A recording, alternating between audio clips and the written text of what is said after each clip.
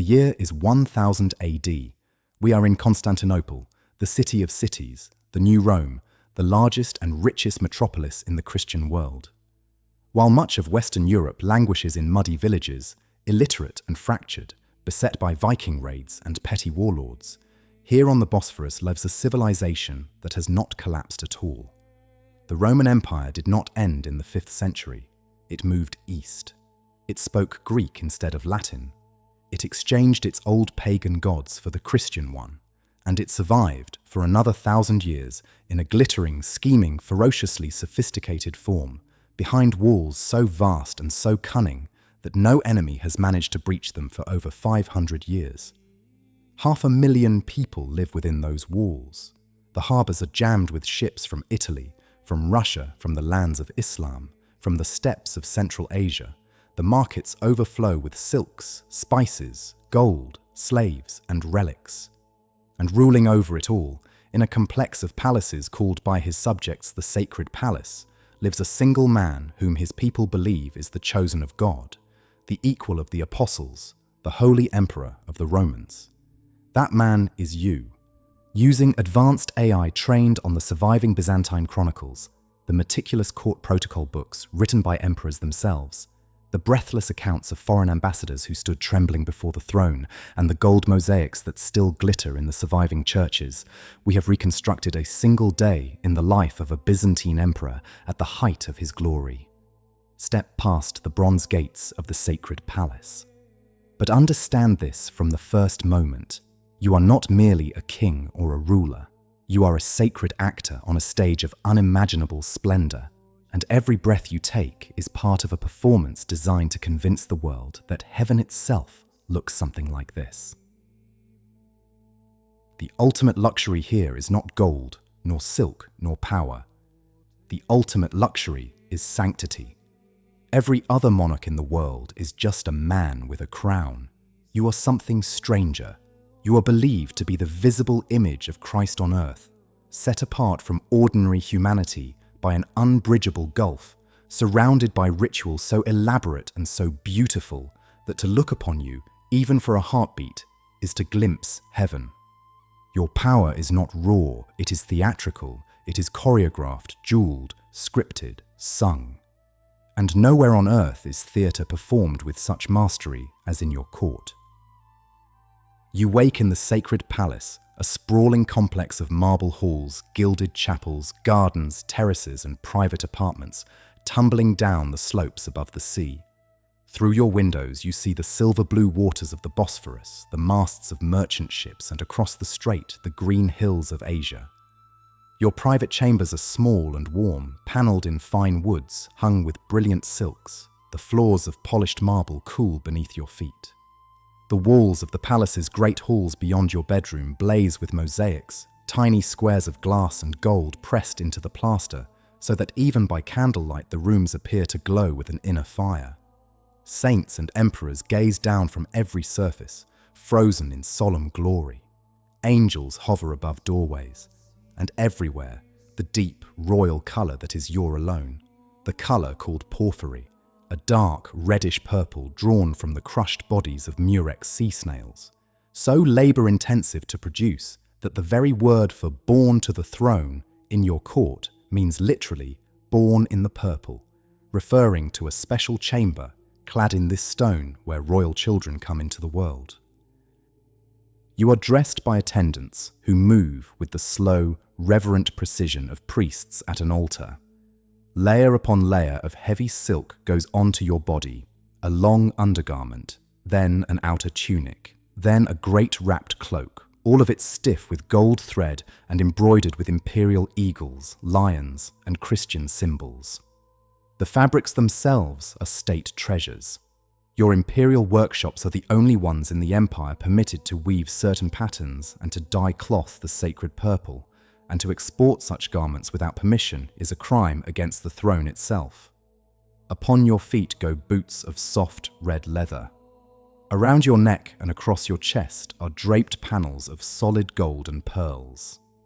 And finally, the crown is lowered onto your head, a circle of gold studded with great enamels and gems, from which hang pendulous strings of pearls that frame your face on either side, so that even when you turn your head, the world sees you only through a curtain of swaying jewels. You are not dressed, you are iconified. You have been turned into a living image. By mid-morning, you go to your throne, and here begins the most astonishing performance of the day.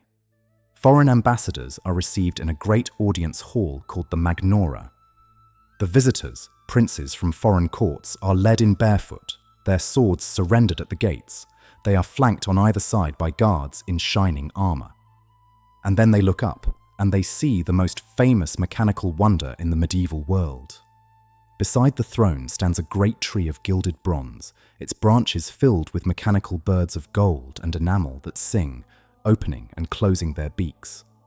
At the foot of the throne crouch two life-size mechanical lions, also of gilded bronze, which lash their tails, open their jaws, and roar. And as the ambassador approaches and prostrates himself, his face pressed to the floor in the ceremonial gesture called proskynesis, hidden machinery beneath the throne quietly engages, and when the visitor lifts his face again, the throne itself, with the emperor seated upon it, has risen toward the ceiling, lifted by concealed lifting gear, so that the emperor now gazes down upon him from twice the height of a man. A famous Italian envoy from a distant land, sent here in this very century, would later write home in stunned wonder of this spectacle, of the singing birds, the roaring lions, and the levitating emperor, declaring that he could not say how it was contrived, only that he had seen it with his own eyes. This is the genius of your court. You do not merely receive foreign princes, you terrify them with technology so far beyond what they know that it is indistinguishable from divine favor. By late morning, the more grinding business of empire turns toward you. Your civil service is the most refined in the world, a vast machine of literate clerks, judges, tax assessors, generals, and provincial governors, every one of them ranked in an exquisitely detailed hierarchy of titles, each title carrying its own robes, its own pension, its own privileges at court. Your master of ceremonies has at his disposal a book of protocol that specifies exactly who may stand where, who may speak when, who may kiss your foot, and who must content himself with kissing the floor before it. Below the ceremonies sits a real and formidable apparatus of state. Your treasury is staggeringly rich, fed by taxes paid in good gold coin, the famous beset, which is accepted from Spain to China as the most reliable currency on earth. Your army is professional and disciplined, paid in coin from that treasury, led by officers educated in the ancient art of war handed down from the Roman past. And your navy guards the seas with a fearsome secret weapon, a flammable liquid called Greek fire that can be sprayed from siphons aboard warships, burning even upon the surface of the water, terrifying enemy fleets for centuries. The exact recipe is a state secret, guarded so tightly that to this day no one can be entirely certain how it was made. And there is the great church, your other arm of power. Just beyond the palace walls rises the church of Hagia Sophia, the Holy Wisdom, the largest enclosed space in the world, its enormous dome seeming to float above the worshippers as if suspended from heaven by a golden chain. The interior glitters with mosaics, columns of green and porphyry marble looted from across the old empire, lamps of silver and gold hanging from chains, and clouds of incense rising into the dome. A visiting delegation of Slavs once reported home that they did not know whether they had been in heaven or on earth, for nowhere in the world had they seen such beauty, and on the strength of that single visit, an entire nation chose to become Christian. The church and the state in your world are not separate. They are two faces of the same body, and you stand at the head of both. Even your family is wound into this sacred theatre. Marriages of imperial children are matters of grave concern, with princesses sometimes sent abroad to foreign rulers as living treaties, while foreign brides are brought to Constantinople and re-educated into the elaborate manners of the court. Yet the court also has a darker side. The throne does not always descend cleanly from father to son.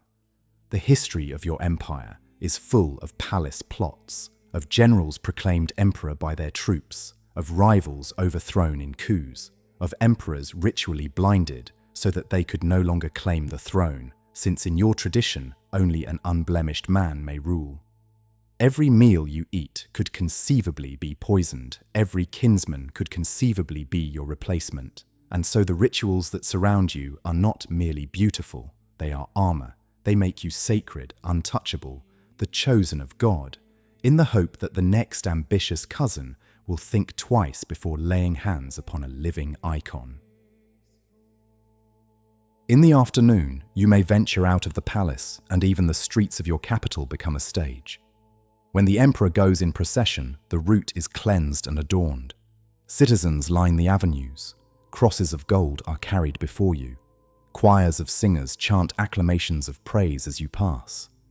You may proceed to the Hippodrome, the enormous racetrack at the heart of the city, where chariot races still thunder around the spina. Just as they did in the days of old Rome, the crowd divided into rival fan factions whose passions can ignite riots large enough to threaten an emperor's throne. Or you may visit the great markets, sealed quarters where Venetian merchants haggle for silks and spices, where slaves from the Slavic lands are sold, where the wealth of 3 continents pours through the customs houses, each shipment carefully taxed and recorded by your clerks. As evening falls comes the Imperial Banquet, and even your dining is a sacred ritual. Within the palace stands a great domed dining hall, designed so that 19 couches may be set around the curve of the room, evoking the Last Supper of Christ and his 12 apostles, with the emperor reclining at the head as Christ. The dishes, carried in by silent attendants, reflect the breadth of your empire and beyond. Roasted meats and game from the imperial estates. Spiced sauces flavored with pepper, cinnamon, and cloves carried at vast cost from the east. Fresh fish from the Bosphorus, cheeses, honeyed pastries, sweet wines from the Greek islands and from Asia Minor. Spoons and forks are used at your table with an elegance that astonishes Western visitors, for in their lands men still eat almost everything with their hands and a knife. Music plays, hymns are chanted between courses. Conversation is carefully measured, for everything said in this room may travel through the corridors of the palace by morning. And around you, candles burning in silver lamps reflect off cloth of gold, glassware, and silver plate, until the entire room seems to glow with a soft, holy light, as if you and your guests were dining in heaven itself. Late into the night, the lamps are dimmed, and you withdraw into your private chapel, alone, surrounded by icons whose painted eyes seem to follow you in the candlelight. You command 500,000 people in a single city. You hold the keys to the richest treasury in the world. You are believed by your subjects to be God's chosen reflection upon the earth, and yet you know, perhaps better than any monarch alive, how fragile this all is. For the doors of palaces have been forced before. Sons have overthrown fathers. Generals have led armies down those same processional streets, and men who once wore your crown have ended their lives in monasteries, blinded, exiled, forgotten. Your sacred image is your great defense and your greatest hope of remembrance. For when you die, your end will be a ceremony unlike any in the world. Your body will be dressed in imperial vestments and carried in slow procession through the streets of Constantinople, with hymns and incense and weeping crowds.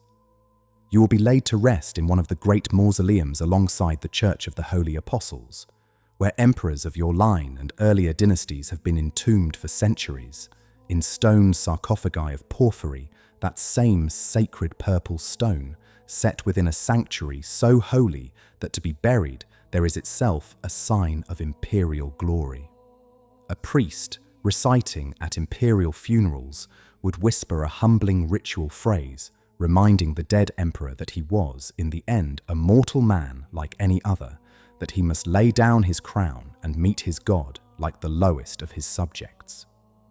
Your name will be added to the long list of emperors commemorated in the prayers of the Great Church, sung year after year for as long as the city endures.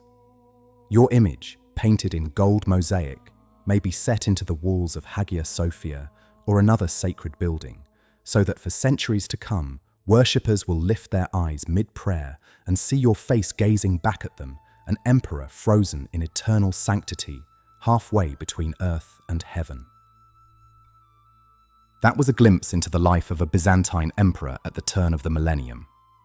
A life lived inside a moving icon in a city that believed itself the holy capital of the world, ruling an empire that had outlasted the fall of old Rome by half a millennium and would endure for another 4.5 centuries still. They built mechanical thrones to humble foreign kings. They wove silk dyed in colors no one else could touch. They wrote books of ceremony so detailed that the smallest gesture was scripted. They believed with absolute conviction that their city was the holy hinge of creation. Eventually, the walls of Constantinople would finally be breached, the great city would fall, and the long Christian empire of the East would come, at last, to its end. But the dome of Hagia Sophia still rises above the skyline. The gold mosaics still glow in candlelight. The porphyry sarcophagi still sit silent in museums and crypts. And the strange, sacred theatre that was the Byzantine court still echoes wherever a ruler dresses in robes too heavy to walk in, or sits on a throne too high to touch, or builds a ceremony designed to make a kingdom kneel.